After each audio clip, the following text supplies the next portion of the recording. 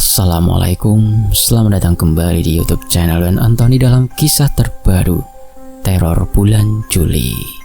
Sebelum saya membacakannya, saya berharap teman-teman dimanapun berada semoga selalu dalam keadaan sehat walafiat. Amin. Langsung saja kita masuk ke ceritanya. Udara pagi di pedalaman Riau itu terasa sejuk, diselimuti embun yang menempel di ujung-ujung daun singkong. Dari sebuah gubuk kayu sederhana, asap tipis mengepul dari dapur tanah liat. Aroma kayu bakar bercampur dengan wangi singkong rebus menyeruak keluar, menyatu dengan udara pagi yang lembab. Di sanalah keluarga kecil itu memulai hari dengan tawa, doa, dan kesederhanaan yang tak tergantikan oleh harta.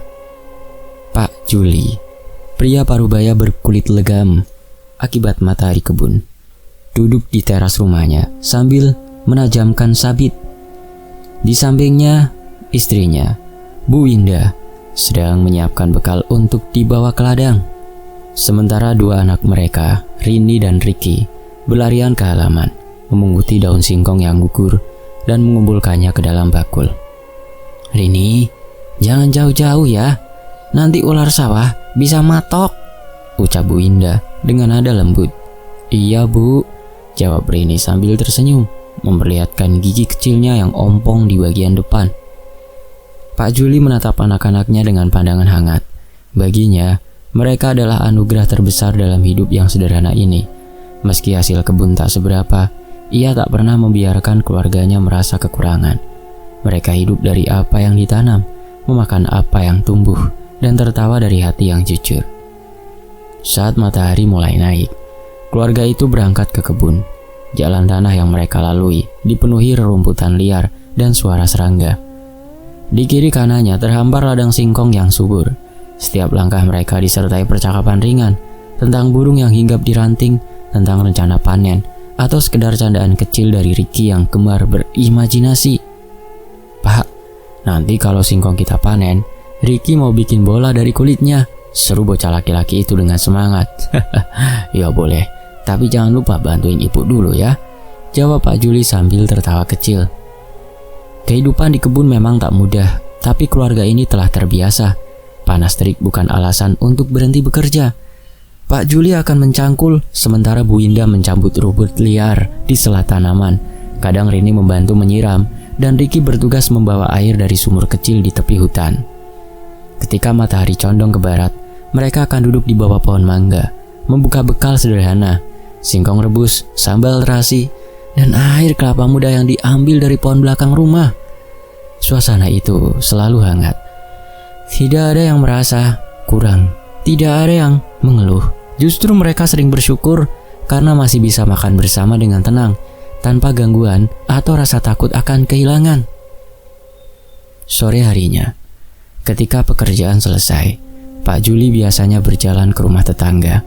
Ia membawa sebagian hasil panen, kadang singkong, kadang pisang, atau kacang tanah untuk dibagikan.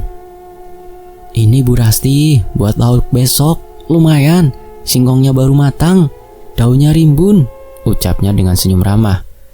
Warga desa mengenal Pak Juli bukan hanya karena rajin dan sopan, tapi juga karena kebaikannya. Ia tak pernah hitung-hitungan soal hasil kebun. Rezeki itu titipan, begitu katanya. Semakin dibagi semakin bertambah. Kebaikan itu menular ke anak-anaknya. Rini sering terlihat membantu tetangga yang sudah tua untuk menimba air, sedangkan Ricky kerap bermain sambil membawa air minum untuk teman-temannya di sawah. Bu Winda pun dikenal lembut dan pandai mengobati luka kecil. Kadang jika ada anak desa yang jatuh atau tersayat sabit, dia yang pertama datang membawa kain bersih dan ramuan daun sirih. Suatu malam, ketika bulan separuh menggantung di langit, keluarga itu berkumpul di depan rumah. Pak Juli duduk di kursi bambu, memangku gitar tua peninggalan ayahnya. Ia memetik senar pelan, menyanyikan lagu lama yang bisa dinyanyikan almarhum ayahnya dulu, tentang tanah, tentang ladang, tentang cinta pada alam. Rini bersandar di bahunya. Ricky duduk di tanah sambil memandangi kunang-kunang yang menari di rerumputan. "Pak, kalau nanti aku besar, aku mau terus tinggal di sini saja," kata Rini pelan. Pak Juli menatap anaknya, matanya berkaca-kaca karena haru. "Tinggallah dimanapun nak, asal hatimu jangan pernah jauh dari tanah ini." Kata-kata itu terasa berat namun tulus. Ia tahu tanah tempat mereka berdiri bukan sekedar tempat mencari makan, melainkan warisan, nafas kehidupan dari generasi ke generasi. Ketika malam semakin larut, Bu Winda menyiapkan air hangat untuk mencuci kaki anak-anaknya. Sederhana tapi penuh kasih. "Cepat tidur, besok kita ke ladang pagi-pagi," katanya. Rini dan Ricky menurut, sementara Pak Juli duduk di depan rumah, menatap langit malam yang jernih. Di antara suara jangkrik, ia memanjatkan doa pendek dalam hati. Doa agar keluarganya selalu diberikan kesehatan dan dijauhkan dari mara bahaya. Tak ada yang tahu bahwa kebahagiaan yang tampak tenang malam itu perlahan akan digerus oleh nasib buruk yang belum mereka duga. Tapi malam itu, semua masih sempurna. Sebuah keluarga kecil, hidup sederhana di bawah cahaya bulan, dikelilingi oleh ladang yang mereka cintai. Dan di antara desir angin malam yang lembut, terdengar bisikan lembut dari pepohonan, seolah alam turut menjaga, menjadi saksi ketulusan keluarga Juli yang hidup dengan penuh kasih dan syukur. Pagi itu, aroma singkong rebus kembali memenuhi udara gubuk kecil di pinggir kebun. Uap panas mengepul dari periuk besar di atas tungku tanah, sementara Bu Winda dengan sabar meniup-niup api agar tetap menyala. Di dapur sederhana yang berdinding papan itu, tak ada aroma nasi, tak ada daging atau lauk mewah, hanya wangi khas singkong yang lembut dan hangat, makanan yang sudah bertahun-tahun menjadi penopang hidup keluarga itu. "Rini, tolong ambilkan kelapa parut di wadah itu, Nak," ucap Bu Winda lembut sambil mengaduk rebusan singkong. "Iya, Bu," jawab Rini bersemangat. Gadis kecil itu berlari mengambil wadah anyaman berisi kelapa parut sisa sore kemarin. Pak Juli baru saja selesai mencuci muka di sumur belakang dengan kaos lusuh dan celana kain yang sudah mulai pudar warnanya. Ia melangkah ke dapur sambil mengelap wajahnya. Harum betul pagi ini," katanya sambil tersenyum. "Singkongnya baru panen ya?" "Baru kemarin sore, lembut dagingnya," jawab Bu Winda sambil menatap suaminya penuh kasih. Di meja bambu, Ricky duduk dengan sabar menunggu. Anak laki-laki itu menggoyang-goyangkan kakinya yang pendek, menatap periuk besar di tungku. "Pak, nanti kita makan pakai sambal nggak?" tanyanya polos. "Pakai, tapi sambal cabai campur garam saja ya, biar pedasnya pas," jawab Pak Juli sambil tertawa kecil. Sesaat kemudian, sarapan siap. Di atas meja bambu terhidang singkong rebus yang masih mengepul, kelapa parut yang dicampur sedikit gula, dan sambal garam di piring kecil. Tidak ada lauk lain, tapi suasananya terasa penuh. Mereka makan bersama, duduk melingkar di atas tikar pandan. "Alhamdulillah, masih bisa makan pagi-pagi begini," ucap Pak Juli lirih sebelum menyuap singkong ke mulutnya. Bu Winda menimpali, "Yang penting kenyang dan sehat, rezeki gak harus banyak, yang penting berkah." Rini mengangguk sambil tersenyum. Meski sering hanya makan singkong rebus atau olahan lempeng buatan ibunya, tak pernah sedikit pun ia mengeluh. Ia tahu dari kecil setiap makanan yang tersaji adalah hasil keringat ayahnya sendiri. Bahkan ketika teman-teman di desa bercerita soal makan nasi dengan lauk ayam goreng, Rini hanya menjawab dengan polos, "Singkong itu lebih enak, wangi dan lembut." Ricky pun demikian. Meski kadang ingin merasakan roti atau mie instan seperti anak-anak lain, ia selalu menahan diri. Pernah suatu hari, ketika ada penjual keliling yang menjajakan gorengan di depan ladang, ia hampir merengek minta dibelikan. Tapi Pak Juli menepuk kepalanya dengan lembut dan berkata, "Nak, jangan iri sama yang lain. Gorengan itu cuma sebentar kenyangnya, tapi singkong kita, hasil dari tangan kita sendiri, makan dari kerja keras itu, rasanya lebih nikmat, kenyangnya lama." Sejak saat itu Ricky tidak pernah meminta lagi. Selain singkong rebus, keluarga itu kadang membuat lempeng, olahan dari tepung terigu, sedikit minyak dan gula. Prosesnya sederhana, tapi membutuhkan ketelatenan.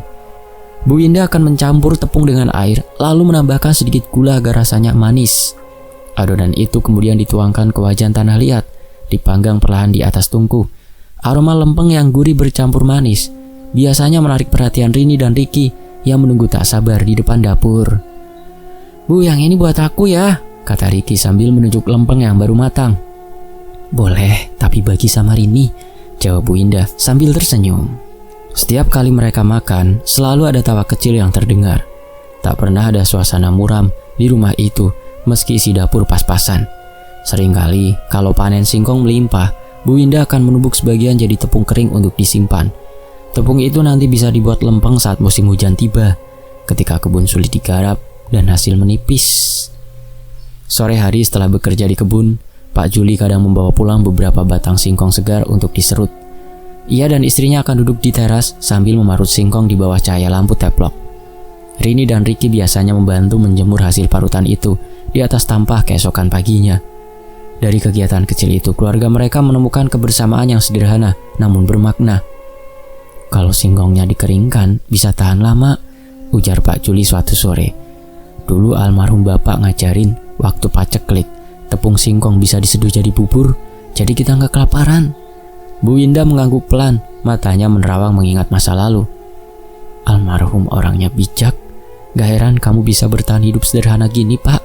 Pak Juli tersenyum. Yang penting kita ajarkan anak-anak supaya ngerti makna syukur. Sebelum tidur, Bu Indah selalu berpesan pada anak-anaknya, kalau makan jangan buang sisa ya. Setiap butir makanan itu rezeki dari Tuhan. Iya Bu, jawab keduanya hampir bersamaan. Malam itu setelah makan malam dengan menu yang sama, singkong rebus dan sambal garam, mereka duduk bersama di depan tungku yang sudah mulai padam. Api kecil menyisakan bara merah yang menghangatkan ruangan. Rini bersandar di bahu ibunya, sementara Ricky menggambar di tanah dengan ranting kecil. Pak Juli menatap mereka dengan senyum bangga. Lihat Win, anak-anak kita kuat. Meski makan seadanya, gak pernah mereka mengeluh. Bu Indah menatap suaminya dengan mata teduh. Itu karena mereka belajar dari bapaknya. Kamu gak pernah ngeluh juga. Di luar suara jangkrik bersahutan. Angin malam membawa aroma tanah basah dari ladang. Di tengah kesunyian itu, keluarga kecil itu memeluk hangat satu sama lain. Tak ada yang tahu apa yang menanti mereka di masa depan. Tapi untuk malam itu, mereka merasa cukup dengan singkong rebus di perut, lembang manis di tangan, dan cinta tulus yang mengikat erat mereka seperti akar pohon di tanah yang mereka pijak. Dan di balik kesederhanaan itu, ketenangan masih terasa sebelum badai datang mengguncang hidup mereka perlahan. Mentari baru saja naik separuh ketika angin dari arah ladang berembus lembut, membawa aroma tanah basah. Di tengah hamparan kebun singkong, Pak Juli duduk di bawah pohon randu, menghapus keringat di pelipisnya dengan ujung lengan baju. Ia baru saja menyelesaikan setengah petak ladang dan kini beristirahat sejenak sambil menyesap air dari kendi tanah liat yang selalu dibawanya. Burung-burung gereja berloncatan di ranting. Suara mereka terdengar riang di antara desiran angin. Suasana damai seperti biasa. Tapi entah mengapa, hari itu dada Pak Juli terasa sedikit gelisah. Ia sempat melihat debu mengepul di jalan setapak menuju kebunnya, pertanda ada kendaraan masuk ke wilayah yang jarang sekali dilalui orang. Tak lama, dari kejauhan, tampak 3 orang pria berjalan mendekat. Tubuh mereka besar-besar, langkahnya mantap, dan dari cara mereka berpakaian, celana kain rapi, kemeja, sepatu kulit, jelas bukan orang desa. Mereka berhenti di depan Pak Juli yang masih duduk di tanah. Satu di antara mereka tampak paling mencolok, tubuhnya pendek dan gempal. Perutnya menonjol keluar dari balik kemeja yang nyaris tak muat. Pria itu mengusap wajahnya dengan sapu tangan, lalu berkata lantang, "Bapak yang namanya Juli, pemilik dari kebun ini?" Pak Juli bangkit perlahan. Ia menatap mereka tanpa banyak bicara, lalu mengangguk pelan. "Betul, saya Juli. Ada perlu apa datang ke sini, Pak?" Pria gendut itu tersenyum kaku, senyum yang tidak ramah, tapi dibuat-buat seolah bersahabat. "Nama saya Karno," katanya. "Saya datang mau bicara baik-baik.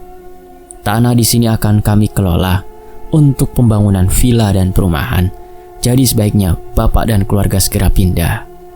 Kami akan bayar mahal dan akan kami beri bonus untuk sedikit biaya pindahan." Pak Juli mengerutkan kening. Ia sempat menatap ke arah ladang yang baru ditanamnya seminggu lalu. Tanah yang diwariskan dari almarhum ayahnya yang dijaga dengan peluh dan doa. "Maaf Pak Karno," ucapnya datar. "Tanah ini tidak akan saya jual. Saya nggak akan pernah jual dan nggak pernah niat menjualnya." Senyum Karno memudar. Ia menoleh pada 2 anak buahnya, seolah tak percaya mendengar penolakan itu. "Pak Juli," katanya lagi. Suaranya kini lebih berat. Saya datang baik-baik. Tapi tolong jangan bikin urusan susah. Tanah ini sudah jadi bagian proyek kami. Mungkin Bapak nggak tahu, tapi surat kepemilikannya sudah diurus di kabupaten. Kami beli dari pihak yang berwenang.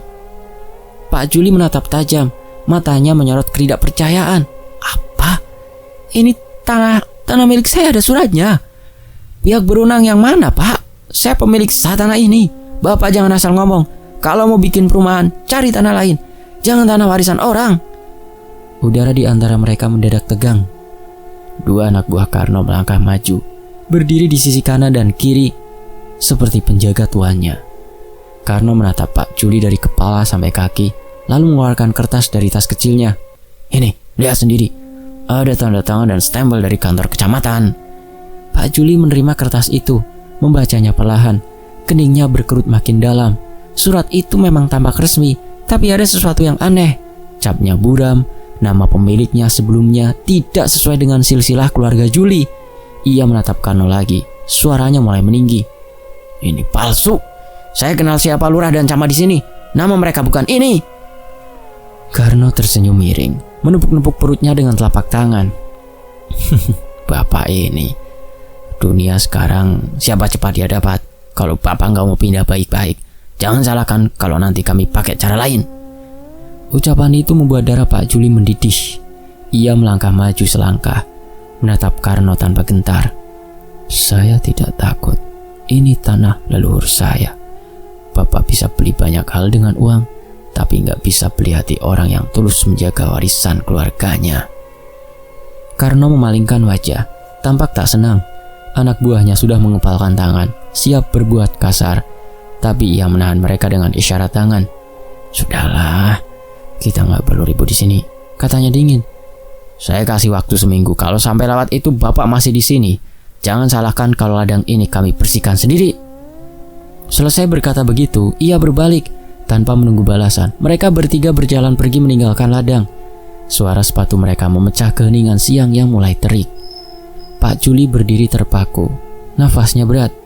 Tangannya yang menggenggam kertas palsu itu bergetar.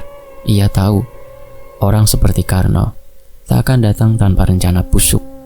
Uang besar di belakangnya pasti kuat, dan biasanya orang seperti itu tak segan memakai cara kotor demi ambisi. Menjelang siang, ia pulang ke rumah. Wajahnya suram, langkahnya lambat. Bu Indah yang sedang menjemur singkong kering langsung menghampiri. Kenapa, Pak? Wajahmu pucat sekali. Pak Juli duduk di tangga bambu, menyerahkan surat itu pada istrinya. Ada orang datang ke kebun. Katanya tanah kita mau dijadikan perumahan dan villa.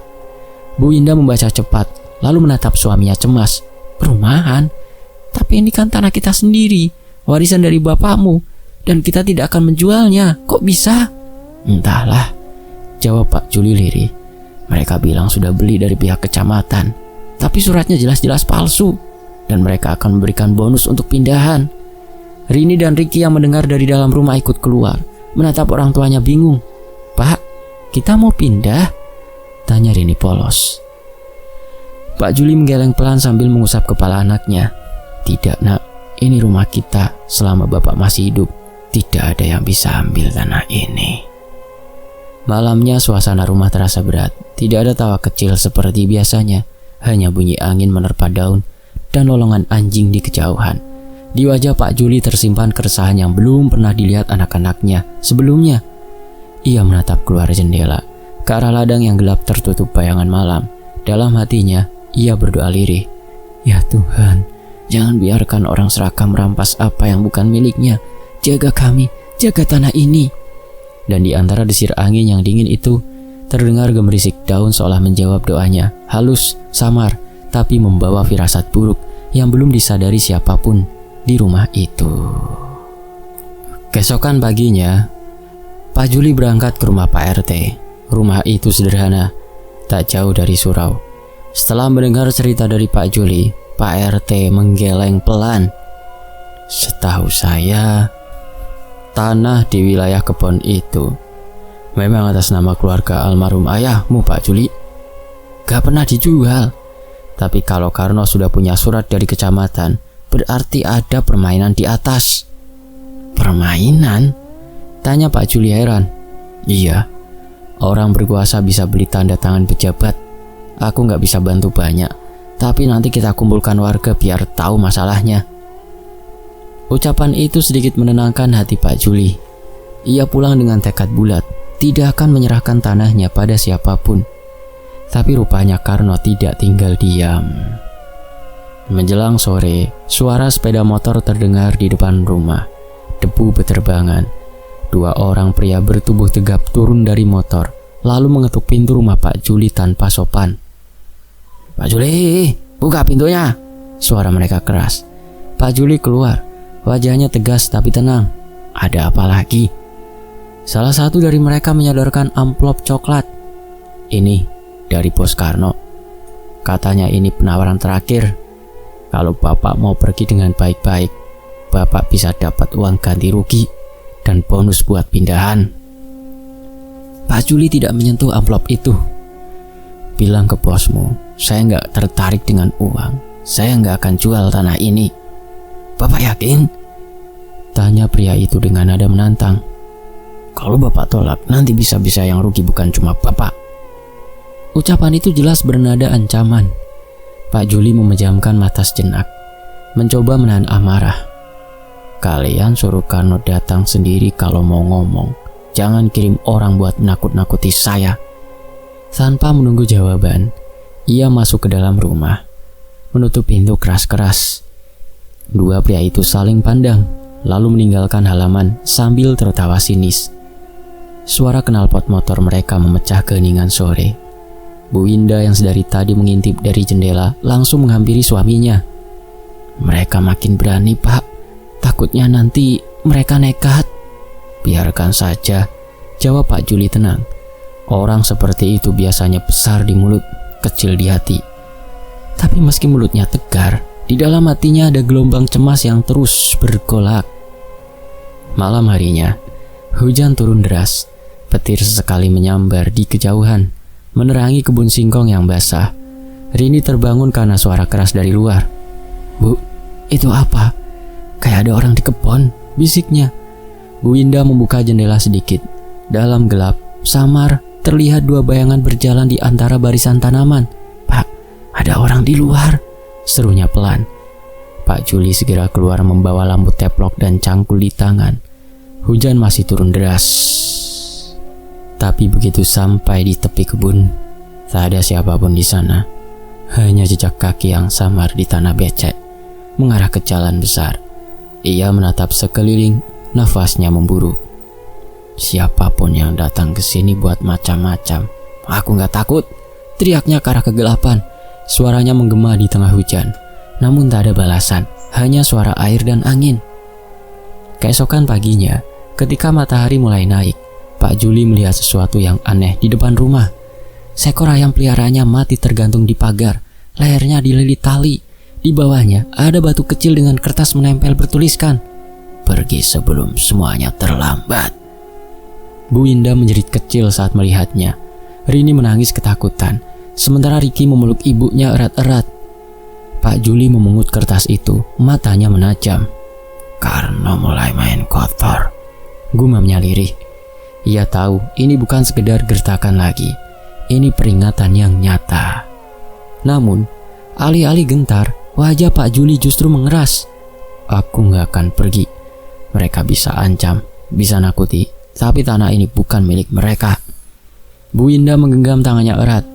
"Pak, tolong hati-hati. Aku takut kalau nanti mereka benar-benar nekat." Pak Juli menatap istrinya dalam-dalam. "Kalau orang jahat dibiarkan menang, nanti mereka akan pikir semua bisa dibeli. Selama aku masih hidup, gak akan kubiarkan itu terjadi." Di luar, langit kembali mendung. Angin berembus kencang membawa dedaunan kering berputar di halaman. Suasana desa yang biasanya tenang, kini seolah menahan nafas. Ada hawa berat, seperti pertanda bahwa sesuatu yang lebih gelap sedang menunggu di balik waktu. Dan sore itu, ketika petang mulai turun, suara tawa Karno terdengar samar dari arah jalan kebun. Parau, mengejek, menggema di antara desir angin dan gemerisik daun singkong yang bergoyang pelan. Malam itu, udara terasa ganjil. Angin berembus pelan dari arah timur, membawa aroma lembab dedaunan yang baru tersentuh embun. Di langit, bulan purnama menggantung besar, bulat sempurna, memantulkan cahaya pucat yang membuat setiap bayangan tampak lebih panjang dan menakutkan. Di dalam gubuk kecil di tengah ladang singkong itu, keluarga Pak Juli telah terlelap. Rini tidur di samping ibunya, sementara Riki meringkuk di ujung tikar, menahan dingin dengan selimut tipis hasil tenunan Ibu Indah. Pak Juli baru saja memadamkan lampu minyak sebelum memejamkan mata. Ia tak tahu malam itu akan menjadi malam terakhirnya menatap langit desa yang ia cintai. Dari kejauhan, suara langkah kaki berat terdengar di antara desir angin. 6 orang berpakaian gelap melangkah cepat melewati ilalang, membawa jeriken berisi bensin dan beberapa kain lusuh. Di antara mereka tampak sosok gempal dengan wajah bulat berminyak. Karno, mulutnya terkatup rapat, tapi matanya menyala seperti bara. Ia menunjuk ke arah gubuk di tengah ladang dengan tatapan dingin. "Tuangkan semuanya, jangan sisakan," bisiknya singkat. Salah satu anak buahnya membuka tutup jeriken dan menyiramkan isinya di sekitar dinding bambu. Bau menyengat bensin langsung menyebar ke udara. Sementara yang lain menebar potongan kain ke sekeliling pondok, menyiapkan jalur agar api cepat merambat. Karno berdiri agak jauh, menatap pemandangan itu dengan dada sesak, bukan karena penyesalan, melainkan karena rasa benci yang membakar egonya sendiri. Kalau mereka tak mau pergi dengan baik-baik, katanya pelan, biar api yang usir mereka. Satu anak buah menyalakan korek gas. Nyala kecil itu di ujungnya bergetar ditiup angin malam. Sekali sentik, api itu menjilat kain yang sudah terlumburi bensin, lalu menjalar cepat seperti ular lapar yang mencari mangsa. Dalam hitungan detik, kobaran api membungkus dinding bambu gubuk itu. Awalnya hanya terdengar bunyi letupan kecil dari bambu yang terbakar. Lalu, dari dalam rumah, suara batuk-batuk mulai terdengar. Riki terbangun lebih dulu, matanya pedih oleh asap tebal. Bu, panas!" Suaranya tersengal. Ibu Indah terlonjak bangun, segera mengguncang tubuh suaminya. Pak, api Pak, bangun!" Pak Juli segera berdiri, mencoba menendang pintu.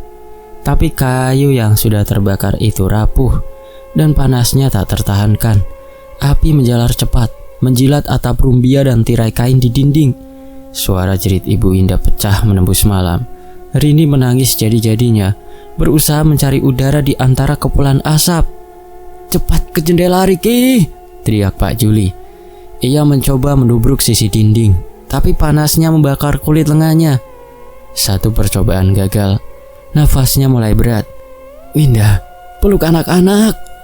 Di luar, Karno menatap korban itu tanpa ekspresi. Nyala api memantul di matanya, membuat wajahnya tampak seperti topeng iblis.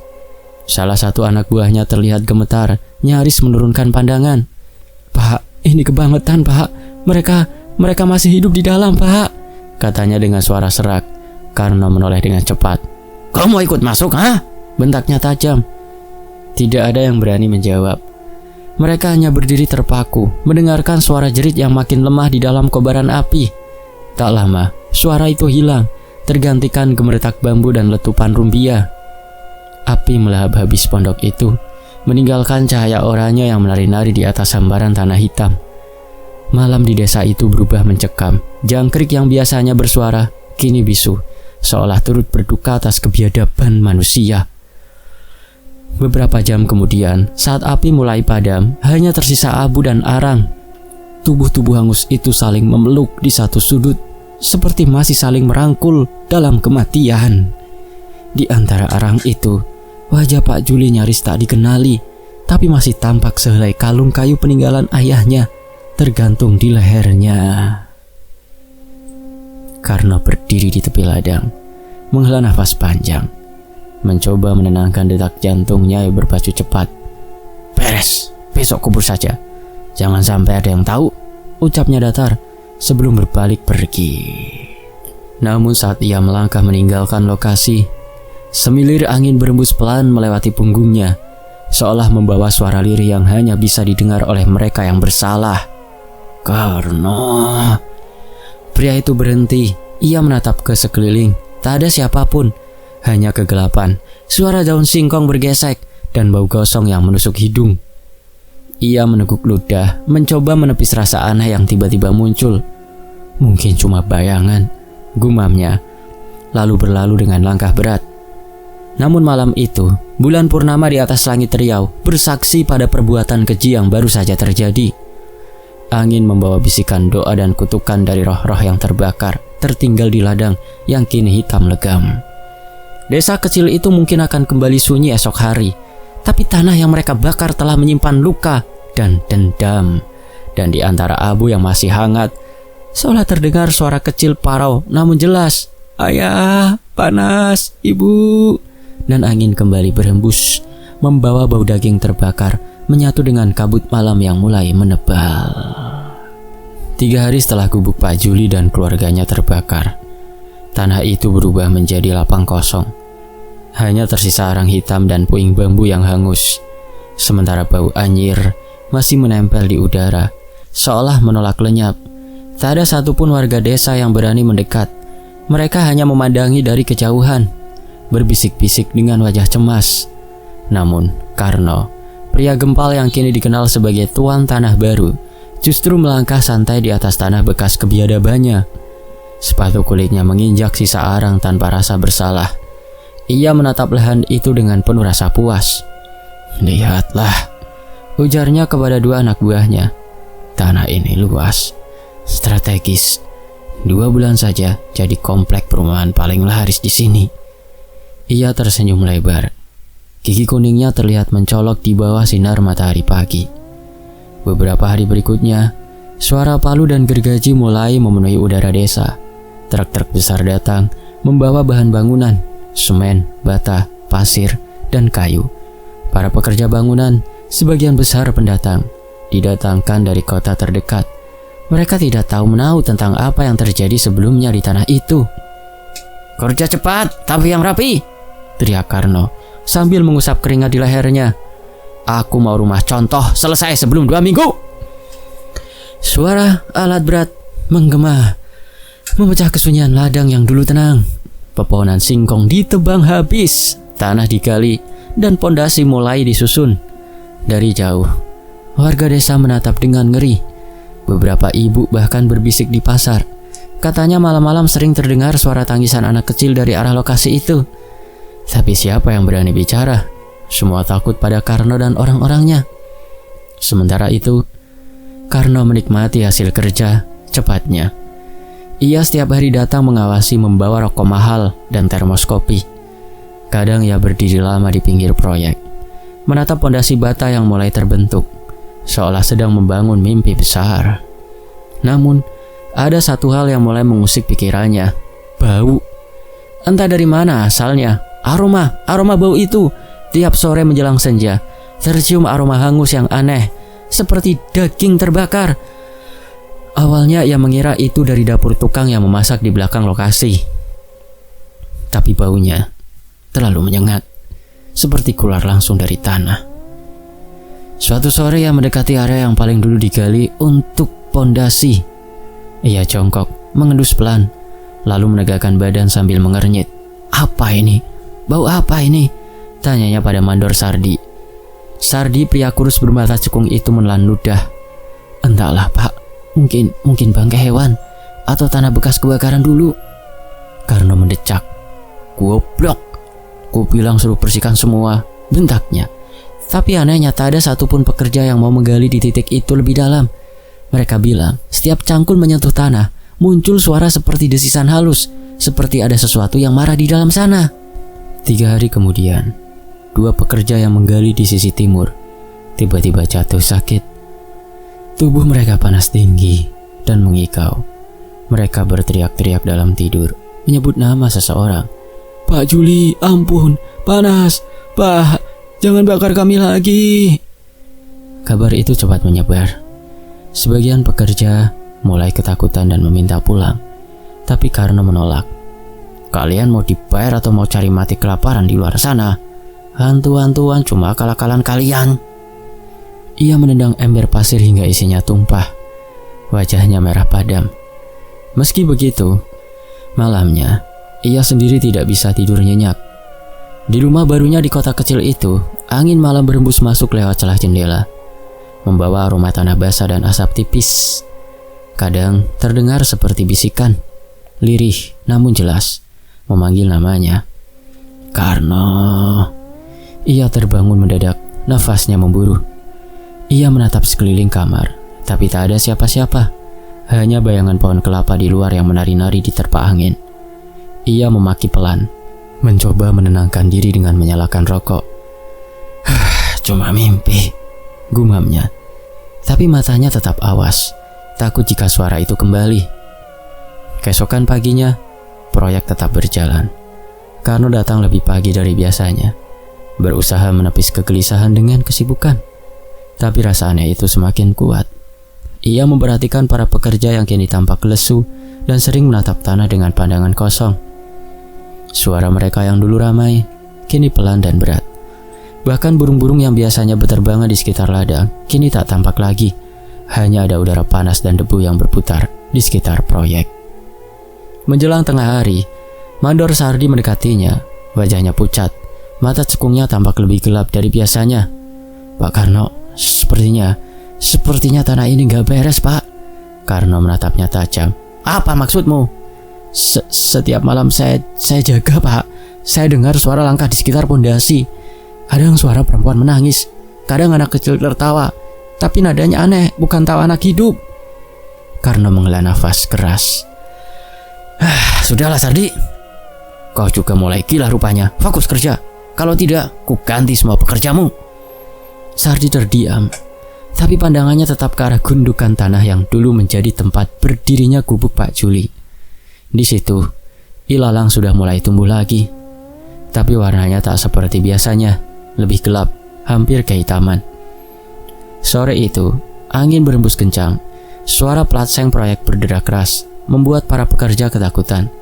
Satu persatu mereka mulai mundur dari lokasi kerja, meninggalkan alat dan bahan bangunan begitu saja. Karno marah besar, tapi tak ada yang berani menatap matanya. Mereka tahu, ada sesuatu di tanah itu yang tidak bisa dijelaskan.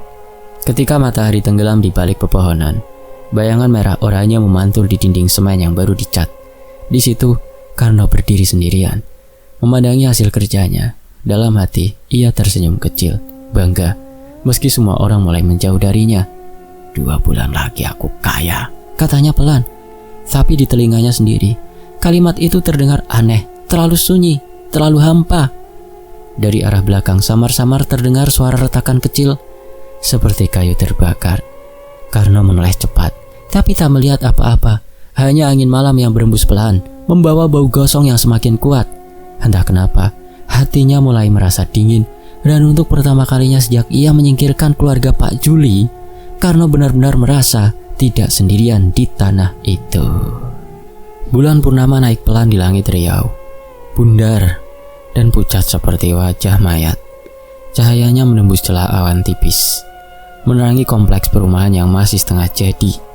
Dari kejauhan, rumah-rumah tanpa penghuni itu berdiri seperti deretan nisan besar, bisu dan kosong.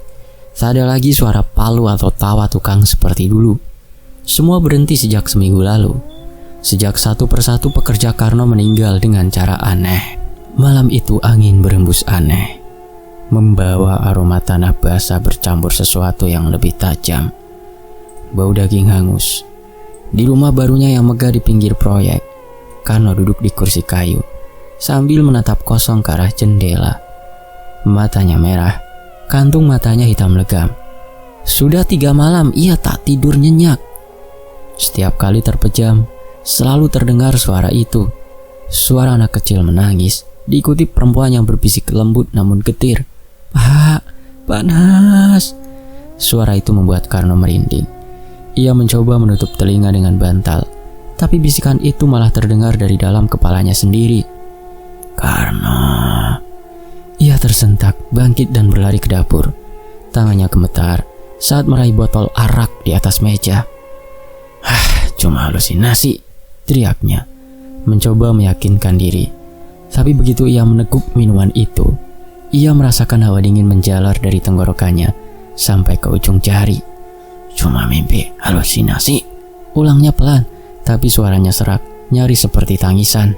Sementara itu, di lokasi perumahan, Mandor Sardi baru saja kembali dari rumah salah satu pekerja yang meninggal. Pria itu ditemukan menggantung diri di pohon kelapa belakang proyek. Tubuhnya pucat, matanya melotot, dan di dadanya ditemukan bekas gosong seperti terbakar. Orang-orang desa menyebutnya tanda arwah panas. Sardi yang ketakutan akhirnya memutuskan berhenti bekerja. Namun sebelum sempat pergi dari desa, malam itu ia mendengar sesuatu di belakang pondasi rumah pertama. Suara ketukan halus, seperti seseorang menggali tanah dari dalam. Ia menyorotkan senter, tapi tak ada siapapun. Hanya tanah yang bergetar halus, dan muncul gelembung kecil dari lumpur. "Astagfirullah," Sardi mundur perlahan, tapi langkahnya terpleset. Saat ia menatap ke tanah lagi, matanya membelalak. Sebuah tangan hitam legam keluar dari dalam tanah, mencengkeram pergelangan kakinya kuat-kuat. Jeritanya menggema malam itu, menembus sunyi. Keesokan paginya, warga menemukan hanya sepatunya yang tersisa, masih tertancap di lumpur. Kabar kematian Sardi membuat sisa pekerja kabur. Tak ada yang berani datang lagi ke lokasi perumahan Karno. Tanah itu kembali sunyi seperti sebelum proyek dimulai. Tapi bagi Karno, suasana itu justru menjadi neraka. Malam-malamnya berubah jadi siksaan. Suara langkah kaki di atap, ketukan jendela dari luar, dan bau asap yang tiba-tiba muncul dari kamar tidur. Suatu malam, ia terbangun karena mencium bau hangus lagi. Saat mereka membuka mata, ia melihat dinding kamar hitam seperti terbakar. Dan di sana, samar, tampak sosok perempuan dengan wajah setengah meleleh. Rambutnya berantakan, kulitnya gosong, tapi matanya hidup, menatap Karno dengan pandangan yang membuat darahnya beku. Pak Juli, panas. Bu, panas bu," Karno menjerit. Ia berlari keluar rumah tanpa sepatu, menabrak kursi dan meja. Ia jatuh di tanah depan rumah, terengah-engah, tubuhnya gemetar hebat. Tapi ketika ia mendongak, sosok perempuan itu sudah lenyap. Yang tersisa hanya abu tipis yang berterbangan tertiup angin. Sejak malam itu, Karno tak lagi berani tinggal di rumah itu. Ia pindah ke pondok kecil di luar desa. Tapi bahkan di sana pun, gangguan tak berhenti. Kadang di tengah malam terdengar suara anak kecil mengetuk pintu. Kadang dari balik jendela, tampak dua sosok kecil berdiri diam. Rini dan Ricky, dengan mata kosong dan kulit mengelupas, terbakar. "Pak, lapar, panas." Suara lirih itu menggema, membuat Karno menutup telinga dan menangis ketakutan. Ia semakin jarang keluar rumah. Rambutnya berantakan, wajahnya pucat seperti mayat hidup. Orang-orang desa yang melihatnya hanya bisa berbisik, "Itu bukan lagi bos Karno, itu tubuh kosong yang dihuni rasa bersalah." Suatu malam saat bulan purnama kembali muncul, teror mencapai puncaknya. Karno duduk di lantai, memeluk lutut sambil menatap dinding. Di depannya, nyala lilin kecil bergetar diterpa angin. Ia mendengar langkah kaki di luar, makin lama makin dekat. Tok tok tok tok. Pintu pondoknya diketuk 3 kali. Ia diam, menahan nafas, tapi suara itu terdengar lagi. Kali ini disertai bisikan lembut. "Buka, kami pulang." Karno menggigil. Tangannya gemetar saat memegang gagang pintu. Dalam hatinya ia tahu itu bukan manusia, tapi rasa bersalah yang menumpuk membuatnya tak lagi peduli. Ia membuka pintu perlahan. Di depan sana berdiri satu sosok keluarga itu. Pak Juli dengan wajah hangus dan mata kosong. Ibu Winda di sampingnya dengan memeluk tubuh anaknya kosong di pelukan. Mungkin Ricky yang terbakar hidup-hidup. Di belakang mereka, Rini berdiri, rambutnya menutupi separuh wajah. "Kami hanya ingin hidup tenang, Karno. Kenapa kau mengusik?" Suara Pak Juli berat dan bergema, seolah datang dari dalam bumi. Karno terhuyung mundur, tangannya menutupi wajah. Ampun Pak, saya tidak mau, saya cuma ampun." Tapi sebelum sempat menyelesaikan kalimatnya, Udara di ruangan itu berubah panas. Nyala lilin membesar, menjilat dinding dan atap. Dan dalam sekejap, api muncul dari mana-mana.